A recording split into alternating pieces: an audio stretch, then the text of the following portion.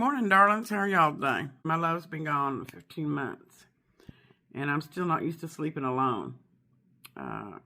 Now, years ago, when he was young and worked, he was in the military, he was gone a lot, and I was used to sleeping alone. But, the last year, we were together 24/7 pretty much.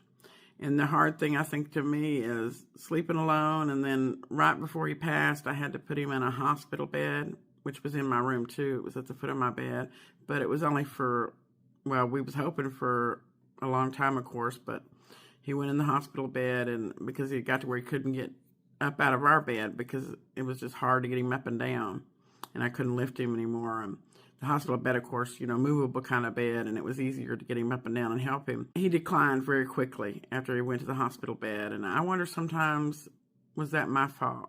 If I'd have kept him in our bed and did better.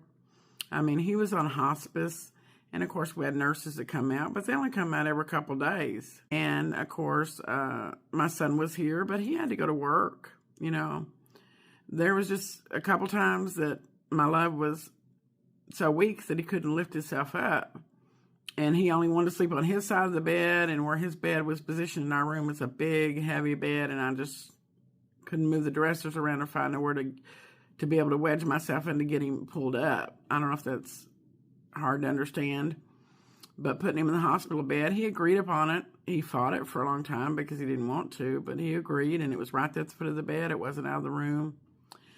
And I have a lot of sadness and hurt because he moved in the hospital bed on a Tuesday, and then the next Monday he was gone. And like example, showers, I had to get help the last week with the CNA to come in and help me get him bathed and stuff. I just couldn't lift him anymore, And I regret that sometimes. I worry, did that cause him to decline quicker? If you'd have talked to him after we put him in the hospital bed, I don't think so, because he was no different. He was his normal self, talkative-wise, But my husband, God rest his soul, was the kind of person who was not leaving this world. He wouldn't even talk about leaving this world. So that was very hard too, knowing that his health is what it was, and he was so ill, but he wouldn't even talk to me. So has anybody else dealt with those kind of things?